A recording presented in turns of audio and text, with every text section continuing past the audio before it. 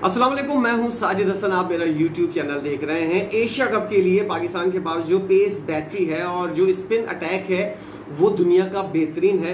Asia की हद तक अगर कहा जाए तो वो बेहतरीन अटैक है, लेकिन इसके अंदर यहाँ पर इंडिया को जो है वो एक तरह से मायूसी का सामना है, क्योंकि इंडिया के पास बॉलिंग अटैक जो है वो कुछ इतना ज्यादा अच्छा नहीं है। स्पिन बॉलिंग तो कुछ बेहतर है, लेकिन जो पेस अटैक है वो कुछ ज्यादा बेहतर नहीं नजर आ रहा।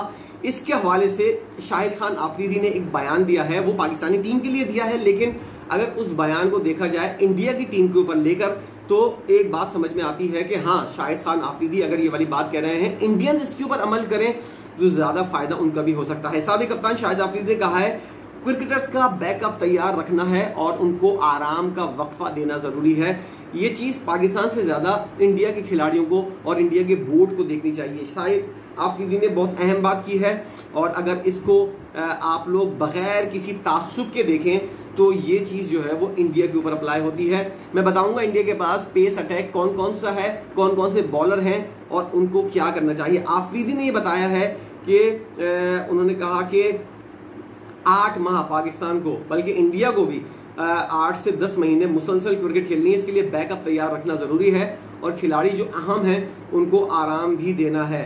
और उन्होंने कहा कि सिलेक्शन कमेटी और कोचिंग स्टाफ के लिए ये प्लान अहम होगा कि अगले 8 माह में किस तरह क्रिकेटर्स की सलाहियतों को इस्तेमाल करना है।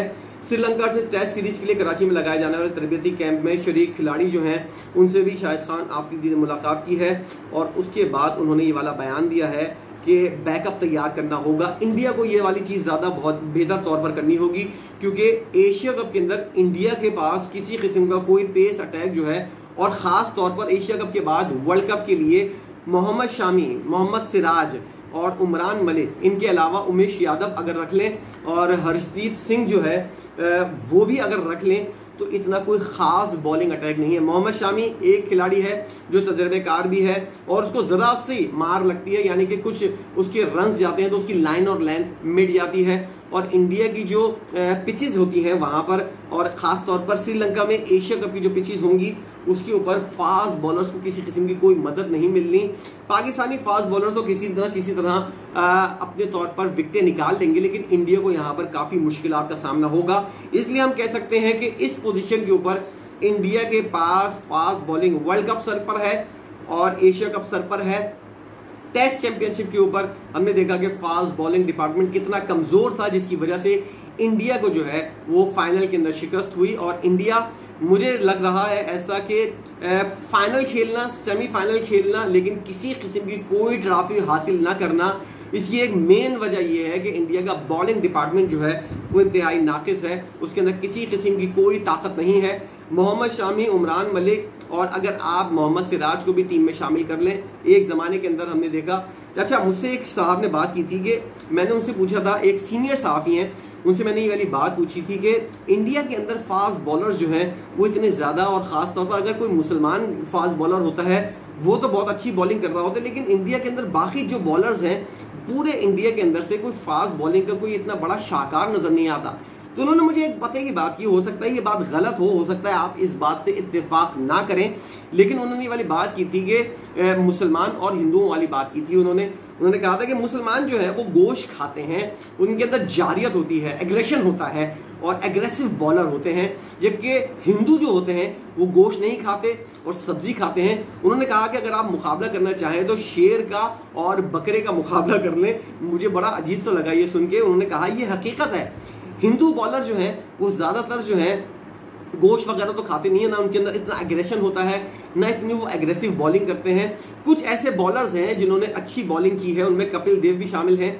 और एक ज़माने में मुझे वो याद पड़ता है कि जवागल श्रीनाथ होते थे, वो बहुत अच्छे बॉलर होते थे और उनकी बॉलिंग के अंदर जो है वो काट होती थी। उसके अलावा अजित अगरकर जो है वो बड़ा अच्छा मीडियम पेसर होता था, और अब तो उनके चीफ सेलेक्टर होने की भी बातें हो रही हैं। इनके अलावा मैंने कुछ देखा नहीं है कि कोई खास इंडिया का कोई जो है वो हिंदू हो और अच्छा फास्ट बॉलर भी हो, ऐसा कोई देखने में नजर नहीं आया। जहीर खान हुए, इरफान पठान हुए, इनके अलावा अभी आजकल के दौर के अंदर मोहम्मद शामी हुए, मोहम्मद सिराज हुए, उमरान मलिक हुए, सारे मुसलमान बॉलर हैं और पेस इनका जो है वो हिंदू बॉलर्स के मुकाबले में जो है वो काफी ज्यादा है। तो हम ये समझ सकते हैं कि उन साहब की बात, उन सहाफी जिनसे मैंने ये वाली बात की थी, क्या ये वाली बात सही है? ये वाली बात जो है वो आप कमेंट सेक्शन के अंदर बताइएगा कि जो उन्होंने बात की है कि मुसलमान बॉलर जो होते हैं वो गोश्त खाते हैं और उनके अंदर एग्रेशन ज्यादा होता है, वो एग्रेसिव बॉलिंग करते हैं, पेस उनका ज्यादा होता है, और हिंदू बॉलर जो हैं वो उनके अंदर इतना एग्रेशन नहीं होता, ना ही इतना पेस होता है। क्या ये वाली बात उन्होंने सही कही है या नहीं? क्योंकि मैं तो देखकर इस बात से अब मुत्तफिक होता हुआ नजर आ रहा हूं कि हाँ, उन्होंने ये वाली बात जो है वो रियलिटी को देखकर की है। आप समझते हैं कि ऐसी कोई बात है या नहीं? क्योंकि इंडियंस जो हैं वो मेरी वीडियोस के ऊपर काफी कमेंट कर रहे होते हैं, खुदा के वास्ते जरा कोई लॉजिकल बात के ऊपर भी कमेंट कर लिया कर लो। और अपने तौर पर अगर आप लोग ये वाली बात समझते हो कि ये वाली बात जो मुझे सीनियर सहाफी ने बताई थी, इस बात के अंदर किसी किस्म की कोई लॉजिक है या ये बात सही भी है, तो इससे एग्री कीजिए। अगर ये वाली बात गलत है तो फिर आप अपने तौर पर कोई लॉजिक लेकर आए कि क्यों इंडिया के अंदर जो है वो फास्ट बॉलिंग का डिपार्टमेंट जो है उसके अंदर इतना ज्यादा मसला रहता है। अगर कोई मुसलमान खिलाड़ी बहुत ज्यादा हो तो उनके अंदर एग्रेशन भी नजर आता है, उनका फास्ट बॉलिंग डिपार्टमेंट जो है वो मजबूत भी नजर आता है। लेकिन इस दौर के अंदर, आजकल के अंदर अगर हम देखें तो 3 मुसलमान बॉलर जो हैं वो इस वक्त फास्ट बॉलर हैं और उनका बॉलिंग डिपार्टमेंट जो है वो इतना अच्छा नहीं है। एशिया कप को लेकर, वर्ल्ड कप को लेकर, और आगे जो है वो टेस्ट सीरीज और वेस्ट इंडीज का जो ये दौरा है उसके ऊपर भी कोई अच्छी खबर देखने को नहीं मिल रही। आगे देखते हैं कि इंडिया के साथ क्या कुछ होता है और इंडिया को कितना नुकसान होगा। क्या वो सिर्फ स्पिन के बलबूते के ऊपर एशिया कप, वर्ल्ड कप जीत सकती है, या फिर फास्ट बॉलिंग डिपार्टमेंट के ऊपर भी उनको कोई काम करना है? काम करेंगे भी कैसे? कोई नया खिलाड़ी जो है वो क्या इस वक्त ऐसे मौके के ऊपर इंट्रोड्यूस करवाएं? शमी के बारे में मैंने आपको बताया है कि उसको जरा सी मार पड़ती है, जरा सी बाउंड्रीज लगती हैं, उनकी लाइन और लाइन बिगड़ जाती है। सिराज के पास, उमरान मलिक के पास किसी किस्म का कोई तजर्बा नहीं है इंटरनेशनल मेन इवेंट का, बड़े बड़े इवेंट में खेलने का।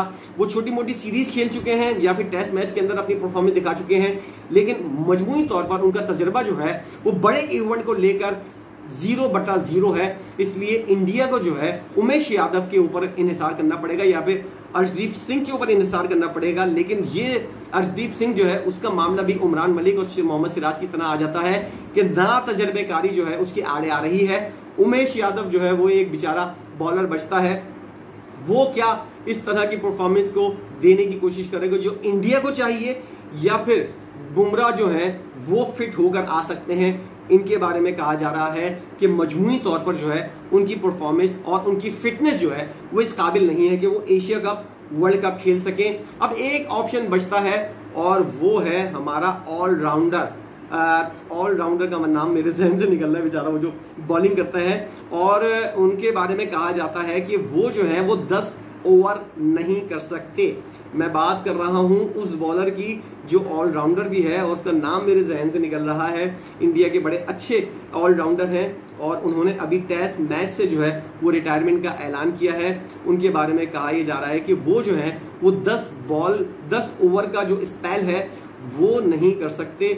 इसलिए हार्दिक पांड्या जो है वो किसी किस्म का उनके ऊपर कोई रिस्क नहीं लिया जा सकता। हार्दिक पांड्या जो है उनकी फिटनेस जो है वो इस काबिल नहीं है, वो सिर्फ T20 की हद तक जो है वो कौमी टीम को, अपनी कौमी टीम को जो है वो सपोर्ट कर सकते हैं। टेस्ट मैच से उन्होंने रिटायरमेंट इसलिए ली है पांड्या ने कि वो ज्यादा तवील स्पेल नहीं कर सकते, उनकी फिटनेस जो है वो इस काबिल नहीं है। और खास तौर पर अब मैं उस दिन सुन रहा था इंडिया के जो सहाफी हैं विक्रांत गुप्ता, उन्होंने ये वाली बात इस दफा बताई कि हार्दिक पांड्या की फिटनेस जो है वो अब इस काबिल भी नहीं है कि वो 50 ओवर के मैच के अंदर 10 ओवर का कोटा जो है। और तफसीलात बताई, आपके जहन में क्या कुछ चल रहा है कमेंट सेक्शन के अंदर आइएगा, जरूर बताइएगा। वीडियो को लाइक कीजिएगा, चैनल को सब्सक्राइब कीजिए। वीडियो देखने का बहुत शुक्रिया।